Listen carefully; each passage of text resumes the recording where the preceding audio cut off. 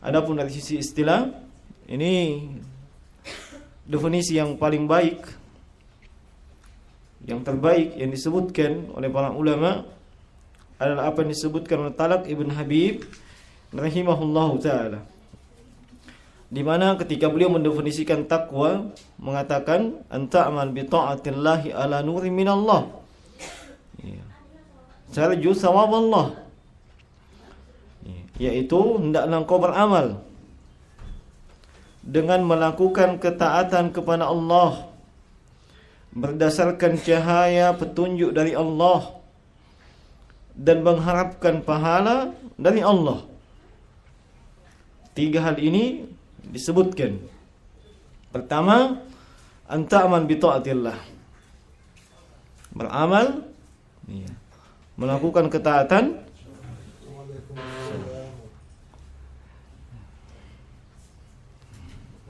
beramal atau melakukan ketaatan semata-mata karena Allah Subhanahu wa taala. Dan itu berdasarkan nur minallah, cahaya dan petunjuk dari Allah Subhanahu wa taala. Kemudian wa an tatruka ma'siyatillah ala nur minallah wa takhsha iqaballah. Sebaliknya, hendaklah meninggalkan maksiat berdasarkan cahaya petunjuk dari Allah Subhanahu wa taala, dan itu dalam rangka takut dan khawatir akan mendapatkan hukuman dan siksaan dari Allah Subhanahu wa taala. Ini takwa. Biasanya yang sampai ke telinga kita, dan itu disebutkan mungkin di tiap mimbar Jumat, adalah laksanakan perintah, jauhi larangan. Nah, ini ringkas tapi tidak lengkap. Nah, dan para ulama pendahulu kita dari kalangan tabi'in telah menyebutkan demikian, definisi yang lebih lengkap, sebab mereka belajar dari para sahabat Nabi sallallahu alaihi wasallam. Apa itu? Melaksanakan perintah berdasarkan petunjuk Allah Subhanahu wa taala. Dan ini penting, sebab di zaman kita ini banyak orang melaksanakan perintah, mengaku melaksanakan perintah, mengaku mengamalkan kebaikan, tapi ternyata tidak ada dasarnya. Hanya sekedar berdasarkan apa yang biasa dilakukan oleh manusia, apa yang menjadi tradisi di tengah-tengah manusia, bukan berdasarkan petunjuk dan cahaya dari Allah, bukan berdasarkan Al-Quran dan As-Sunnah. Kemudian tujuan yang melaksanakan perintah tersebut adalah ikhlas, semata-mata karena Allah Subhanahu wa taala. Bukan untuk pencitraan, bukan juga untuk disebabkan oleh riya, sum'ah dan ujub, tapi semata-mata karena Allah Subhanahu wa taala. Nah, ini melaksanakan perintah sesuai dengan petunjuk, bukan asal-asalan, dan kemudian dilandasi dengan keikhlasan. Sebaliknya, meninggalkan larangan itu pun sesuai juga dengan petunjuk. Nah, sesuai dengan petunjuk dari Al-Quran dan As-Sunnah. Nah, dan ditinggalkannya hal tersebut bukan karena manusia, bukan karena takut dicela oleh manusia, takut dicaci oleh manusia, takut dikritik oleh manusia, tapi semata-mata takut akan Allah Subhanahu wa taala. Nah, inilah definisi takwa ini paling lengkap yang disebutkan oleh Talak Ibn Habib Al-Ansi Al-Basri rahimahullahu taala. Nah, kemudian jemaah sekalian, di dalam Al-Quran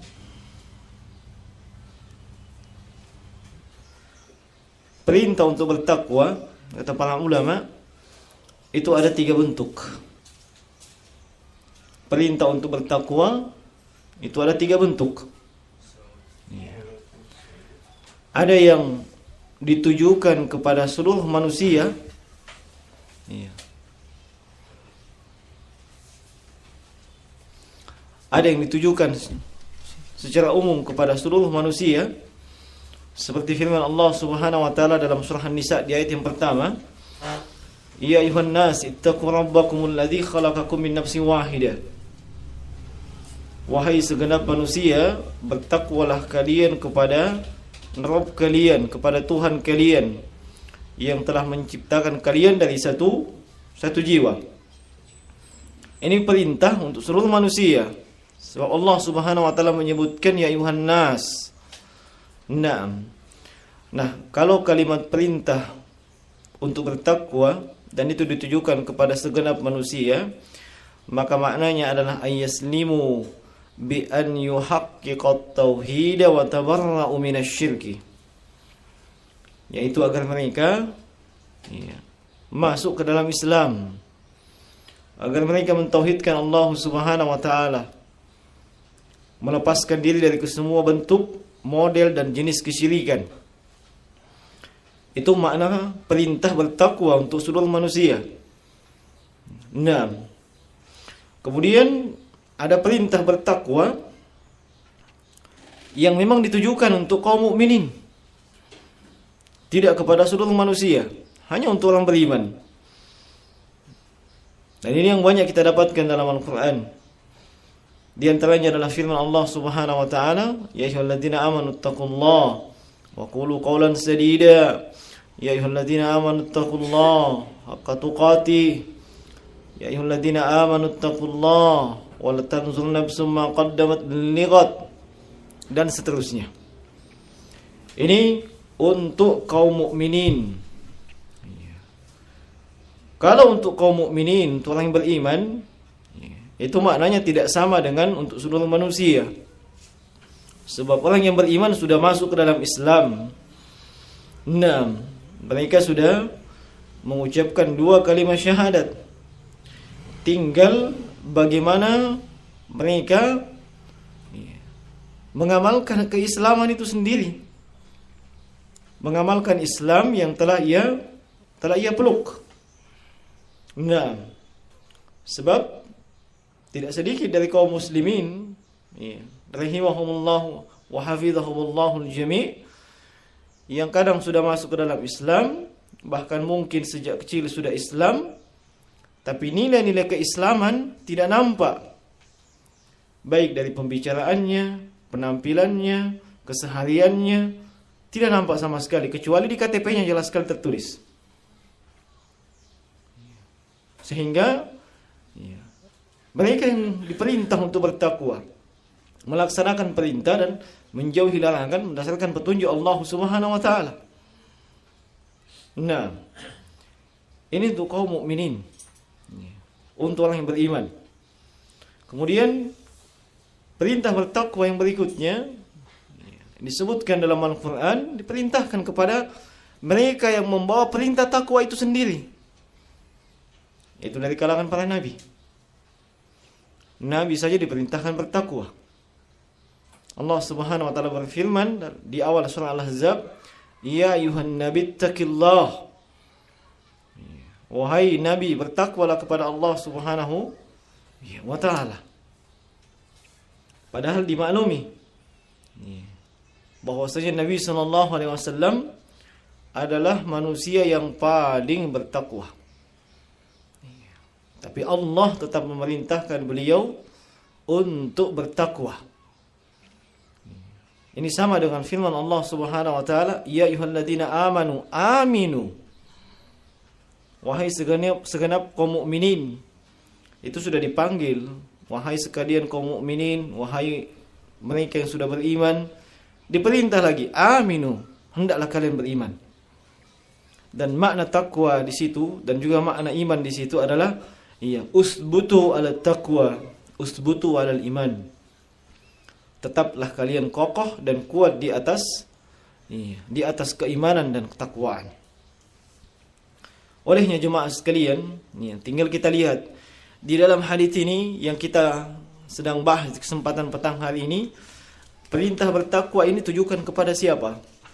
Apakah kepada segenap manusia secara umum, apakah kepada segenap kaum mukminin, ataukah kepada Nabi? Dan para ulama telah menyebutkan sabda Nabi sallallahu alaihi wasallam, "Ittaqillaha haitsuma kunt", itu untuk kaum mukminin, khusus untuk orang beriman. Naam. Ittaqillaha haitsuma kunt. Ini yang terjemahkan haitsuma kunt dengan dimanapun kalian berada. Pada kalimat haitsuma yang disebut dengan zarful zaman dan juga disebut dengan zarful makan, itu mencakup dua hal. Kadang maknanya di semua tempat, kadang maknanya kapanpun, waktu. Dan para ulama menyebutkan bahwa dalam hadis ini itu kedua makna tersebut ada.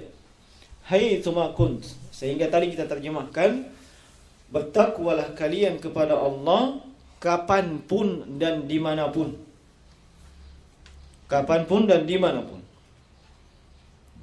Perintah yang umum yang telah kita sebutkan hukumnya wajib atas setiap individu, laki maupun perempuan, pemerintah ataupun rakyat, semuanya diperintah untuk bertakwa kapanpun dan dimanapun berada. Dan Allah Subhanahu wa taala, demikian juga Nabi sallallahu alaihi wasallam,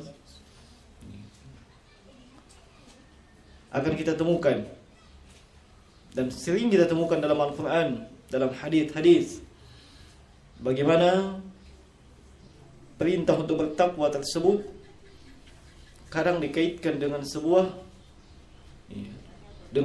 hukuman, dikaitkan dengan waktu, dan juga dikaitkan dengan azab Allah Subhanahu wa taala. Semua itu menunjukkan urgensi takwa.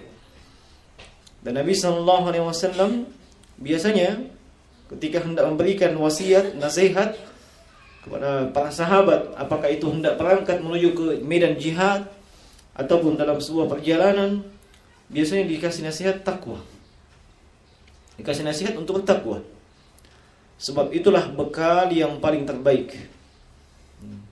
Mereka yang hendak menunaikan ibadah haji, secara khusus dalam Al-Quran disebutkan, fatazawwadu fa inna khairaz zadi taqwa. Maka hendaklah kalian berbekal, sebab sebaik-baik bekal adalah bekal ketakwaan. Sebaik-baik bekal ketakwaan. Olehnya ma'asyiral muslimin rahimani wa rahimakumullah, pelajaran yang kita petik dari potongan hadis ini adalah kewajiban kita untuk bertakwa kapanpun dan dimanapun, sesuai dengan keadaan dan kondisi kita. Tatkala kita hendak melaksanakan ibadah, bertakwalah dalam ibadah. Hendak melaksanakan ibadah salat, bertakwalah dalam melaksanakan ibadah salat. Melaksanakan semua yang Allah perintahkan di dalamnya, tinggalkan yang dilarang. Demikian pula dengan ibadah-ibadah yang lainnya. Apakah ibadah itu ibadah khusus, mahdhah, ataupun ghair mahdhah, semuanya diperintah untuk diiringi dengan ketakwaan. Demikian pula untuk sesuatu yang pada asalnya bukan ibadah,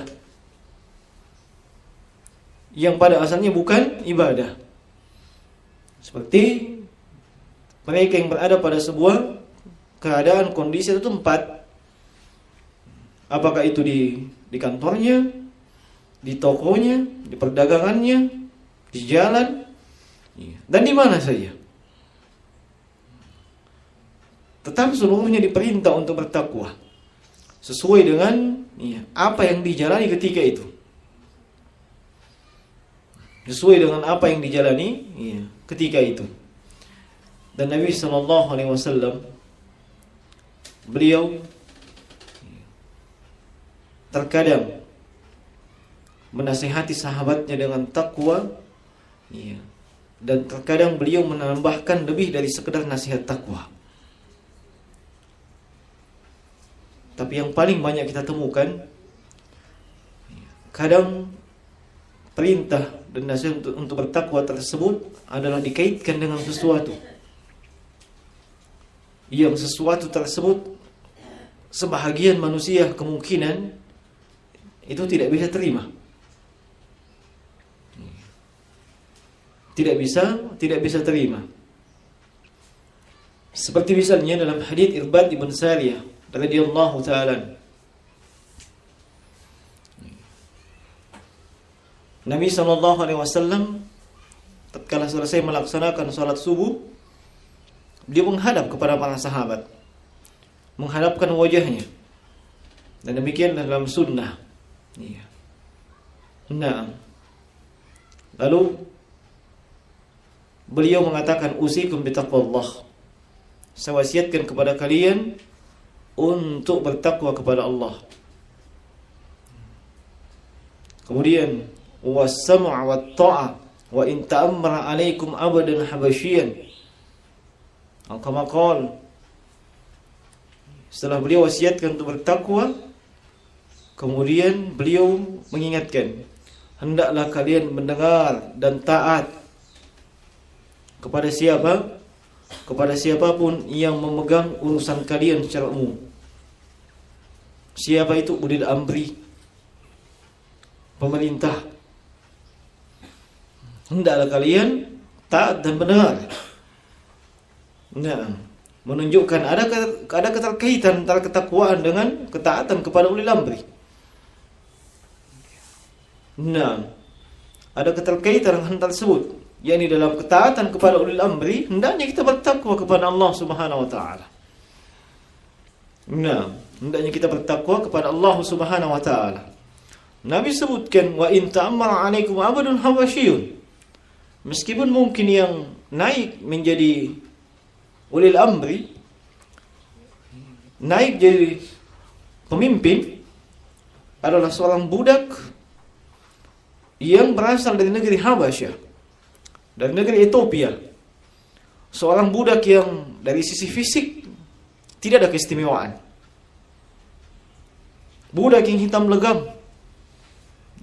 Tapi kalau dia yang naik menjadi pemimpin, dia yang memerintah, as-sam'u wa ta'ah, kewajiban untuk mendengar dan taat itu tetap ada. Sepanjang dia adalah pemimpin yang disepakati dan dia adalah pemimpin yang sah. Dan terbukti jemaah sekalian, apa yang disebutkan dalam hadis tersebut. Sebab tidak sedikit dari kelompok-kelompok Islam sempalan yang ada di zaman kita ini, yang kerjaan mereka itu mencela pemerintah. Pokoknya tidak ada kebaikannya sama sekali. Kalaupun ada kebaikan, kemudian di balik kebaikan tersebut dicari lagi celahnya, disebutkan semua. Lalu didengung-dengungkan, solusinya adalah khilafah. Nah, ini lucu, sebab Nabi dan seluruh Nabi yang diutus bukan khilafah yang didengung-dengungkan, bukan khilafah, tapi mereka khilafah rubah menjadi khilafah. Sebagian ulama, baik itu yang di Yordania maupun di Timur Tengah yang lainnya, sampai mengatakan bahwa yang seperti ini adalah orang yang goblok. Kenapa? Mereka tidak paham proses perjuangan para nabi, bukan cuma Nabi SAW, para nabi dalam menegakkan tauhid. Allah mengutus para nabi seluruhnya tegakkan tauhid, bukan khilafah. Nah, khilafah itu bonus. Setelah umat berada di atas tauhid, khilafah akan tegak dengan sendirinya. Khilafah akan tegak dengan sendirinya. Tidak perlu dipaksakan seperti di zaman ini dipaksakan. Dan umat Islam tidak menerima itu. Kenapa? Sebab mereka belum bertauhid. Mereka belum mengenal Islam dengan baik dan benar. Mereka jauh dari nilai-nilai agama. Mereka cuma tahu ibadah, ibadah musiman.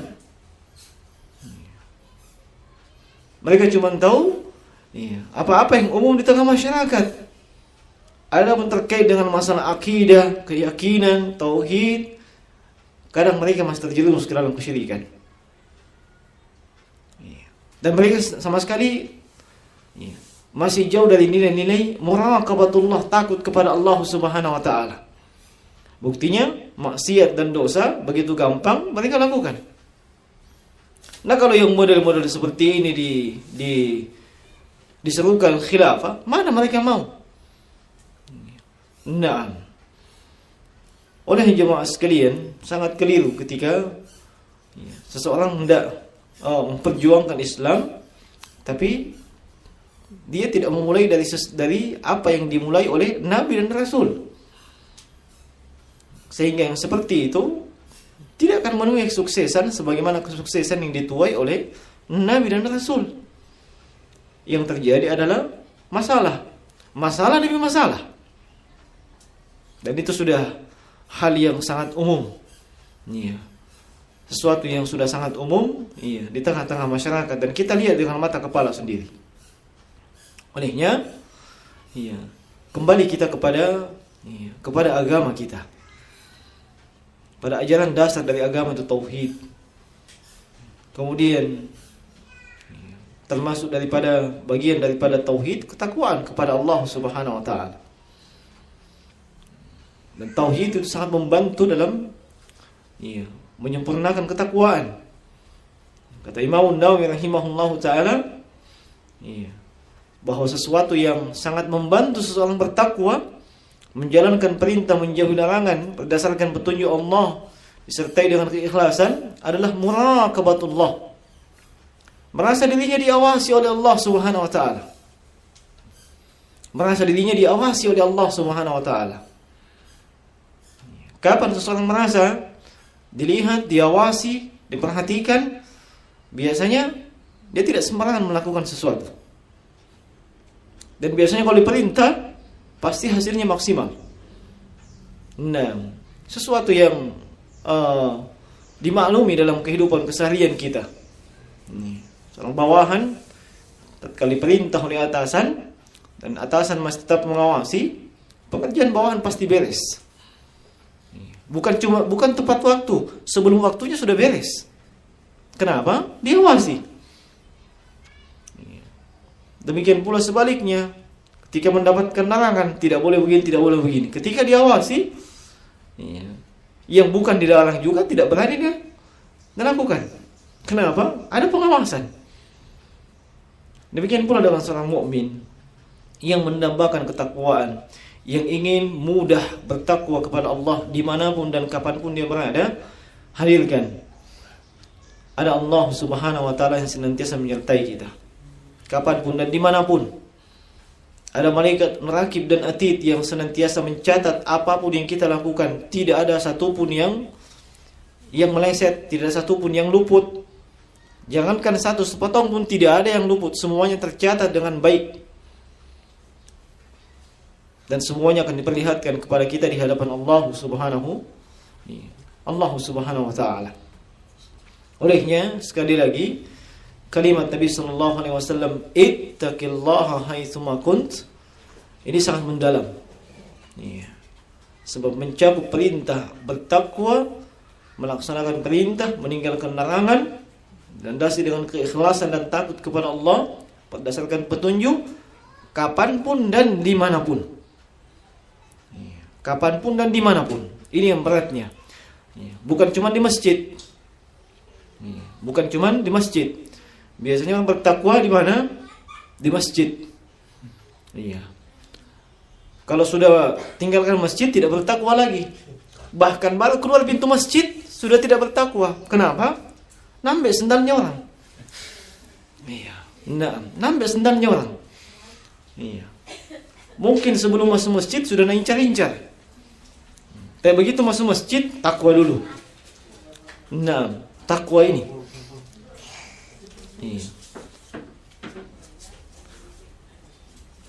Bukan cuma di masjid dan bukan cuma musiman. Biasanya bertakwa, ya begitulah. bulan Ramadan. Bertakwa betul itu? Iya. Bertakwa betul. Dan takut terjadi apa-apa dengan puasanya dan seterusnya.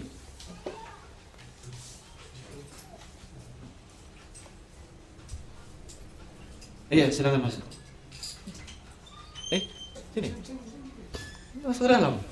Bukan bagian dalam itu. Baik. Nah, termasuk para mahasiswa ini yang baru datang. Nah, bertakwa dimanapun berada. Bukan cuma di masjid, di kampus juga. Bahkan meskipun ada yang mengajak untuk melakukan demo, bertakwa juga. Sahih. Tidak hanya sekedar melihat apa yang zahir, apa yang nampak, tapi hendaknya memperhitungkan akibat dari semua yang akan terjadi di masa yang akan datang. Nah, sekali lagi kesimpulan daripada potongan hadis ini adalah perintah untuk bertakwa kepada setiap kaum mukminin, mukminah, muslim, muslimah, kapanpun, waktu apapun, dan dimanapun dia berada. Dimanapun dia berada. Dan siapa yang betul-betul merealisasikan ketakwaan kepada Allah Subhanahu wa ta'ala dengan sebenar-benarnya takwa, sekiranya dimaklumi, sungguh banyak keutamaan-keutamaan takwa yang disebutkan dalam Al-Quran, dalam Sunnah. Di antara keutamaan takwa yang biasa disebutkan oleh para khatib Jum'ah, adalah apa yang disebutkan oleh Allah Subhanahu wa ta'ala dalam firman-Nya dalam surat Talaq. Wa man yattaqillah yaj'al lahu makhrajan wa yarzuquhu min haitsu la yahtasib. Siapa saja yang bertakwa kepada Allah Subhanahu wa ta'ala, maka yaj'al lahu makhrajan, pasti akan diberikan baginya solusi. Pasti akan diberikan baginya solusi. Yaj'allahu makhrajan, jalan keluar, solusi dari semua persoalan dan permasalahan yang ia hadapi. Dan sesuai dengan kadar ketakwaan seseorang, demikian itulah solusi yang ia dapatkan. Semakin tinggi tingkat ketakwaannya, maka semakin besar solusi yang ia dapatkan. Dan dimaklumi kita semua memiliki masalah. Kita semua memiliki persoalan. Nah, itulah tabiat hidup di dunia. Hidup di dunia pasti ada masalah, ada persoalan. Selama jasad kita masih di dunia, pasti akan timbul masalah, pasti akan timbul persoalan. Nanti jasad kita sudah di tanah, barulah masalah itu hilang. Tapi selama masih di atas tanah, meskipun kita sudah meninggal, masih timbul masalah. Nah, kemarin kita menghadiri yang namanya kematian. Nah, orang meninggal dan seterusnya. Untuk mau coupling untuk kuburannya saja, itu berapa juta? Coupling untuk kuburannya saja yang 2 kali 1 kalau tidak salah itu. Berapa juta yang mesti dikeluarkan? Ini sudah meninggal. Sudah meninggal, tapi jasadnya masih di atas tanah. Masih tetap ada masalah keuangan, masalah ekonomi. Nah, apalagi kalau dia masih hidup, pasti lebih banyak masalah, lebih banyak persoalan. Itulah hakikat kehidupan di dunia. Adapun di kehidupan di akhirat, tidak pernah ada masalah, kecuali kalau memang dia berada di tempat yang bermasalah, itu di neraka. Kalau dia berada di tempat yang tanpa masalah, di surga, tidak ada masalah di sana. Nah, Allah Subhanahu wa ta'ala menjanjikan siapapun yang bertakwa kepada Allah, pasti akan diberikan solusi. Pasti akan ada jalan keluar dari setiap persoalan, permasalahan yang ia hadapi, apapun hal tersebut. Dan ada tambahan bonus, bukan cuma jalan keluar dan solusi. Allah sebutkan wa yarzuquhu min haitsu la yahtasib. Pasti akan diberikan rezeki dari jalan yang tidak disangka-sangka, itu pasti. Dari jalan yang tidak pernah ia sangka sebelumnya. Dan kalimat rezeki jangan disempitkan maknanya.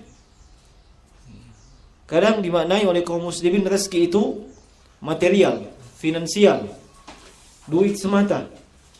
Padahal kalimat rezeki, rizgun, itu maknanya luas. Maknanya semua yang menunjang kehidupan manusia, semua yang mendatangkan kemaslahatan bagi manusia. Kita sehat, itu rezeki dari Allah. Nah, kita dapat menghirup udara dengan bebas, itu rezeki dari Allah Subhanahu wa taala. Kita dapat makanan di saat kita lapar, kita dapat minuman di saat kita haus, itu rezeki dari Allah Subhanahu wa taala. Dan tidak mesti selalu dalam bentuk materi atau finansial. Nah itulah, karena pemahamannya seperti itu, nanti kalau dapat materi baru dia mengatakan alhamdulillah. Kalau dia sehat walafiat, tidak sakit-sakit, tidak pernah bilang alhamdulillah. Nah, saat lapar dapat makanan enak, kadang lupa juga baca bismillah. Selesai makan, lupa juga baca alhamdulillah. Nah, seolah-olah dianggap itu bukan rezeki. Nah, dia akan diberikan rezeki dari jalan yang tidak disangka-sangka. Itu janji Allah Subhanahu wa taala. Dan Allah tidak pernah mengingkari janji. Nah, ini keutamaan, satu keutamaan takwa disebutkan dalam Al-Qur'an. Dan dalam Al-Qur'an, subhanallah, terlalu banyak keutamaan takwa yang disebutkan. Nah, bahkan seorang ulama seperti Syekhul Islam Al-Allamah Muhammad bin Shalih Al-Utsaimin menulis buku khusus terkait dengan Fadailut Taqwa fil Qur'an. Keutamaan takwa dalam Al-Qur'an, kitabnya tebal. Terlalu banyak keutamaan takwa disebutkan dalam Al-Qur'an. Sebab dia adalah asas dari agama ini. Cuman untuk mewujudkannya itu berbeda-beda manusia, berbeda-beda kaum muslimin. Sehingga hasil yang dia peroleh dari buah ketakwaan itu juga berbeda-beda. Semakin tinggi tingkat ketakwaannya, hasilnya juga semakin bagus. Semakin maksimal dia bertakwa kepada Allah Subhanahu wa taala, semakin maksimal buah dan keutamaan yang ia peroleh. Demikian pula sebaliknya, semakin minimal ketakwaannya, semakin minim juga dia dapatkan. Nah, Allah Subhanahu wa taala berfirman di surah yang sama, di surah Talaq, "Wa may yattaqillah yukaffir anhu sayyi'atihi." Siapa yang bertakwa kepada Allah, digugurkan dosa-dosanya. Jadi takwa merupakan penggugur dosa. Nah, dan tidak ada satupun dari kita yang tidak pernah melakukan dosa. Tidak ada satupun dari kalangan manusia yang tidak pernah melakukan dosa. Pasti ada. Dan berusaha bertakwa kepada Allah itu adalah merupakan penggugur dosa. Dan dalam surah Al-Imran di ayat 123, Allah Subhanahu wa taala berfirman, "Wattaqullaha la'allakum tashkurun." Dan bertakwalah kalian kepada Allah, la'allakum. La'alla dalam bahasa Arab memang maknanya semoga, mudah-mudahan. Tapi ini kalau la'alla datang dari Allah, itu maknanya tahqiq, pasti. Maknanya tahqiq atau pasti. Sehingga makna yang tersebut, bertakwalah kalian kepada Allah, pasti kalian bersyukur kepada Allah. Makanya, salah seorang ulama ahli tafsir yang bernama Syekh Abdul Rahman Nasir As-Sa'idi rahimahullah dalam tafsirnya itu mengatakan bahwasanya siapa saja yang merealisasikan takwa, itu tandanya dia telah bersyukur kepada Allah Subhanahu wa taala. Dan siapa saja yang meninggalkan ketakwaan, itu tandanya bahwasanya dia belum bersyukur kepada Allah Subhanahu wa taala. Sehingga kita berada di atas ketakwaan itu sudah lambang kesyukuran. Sudah menunjukkan bahwa kita bersyukur kepada Allah Subhanahu wa taala.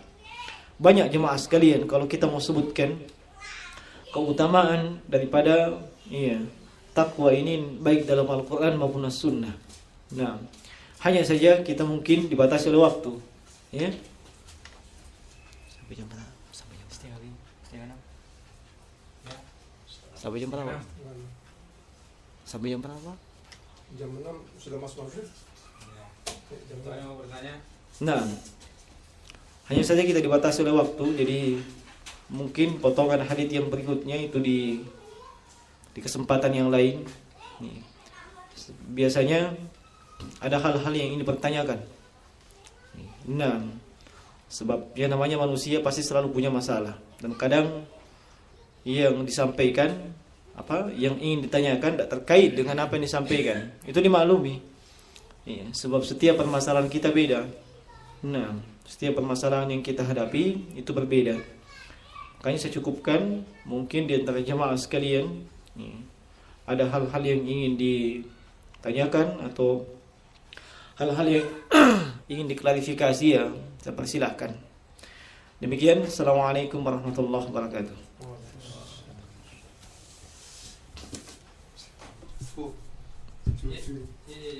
Aqui está sendo. Iya.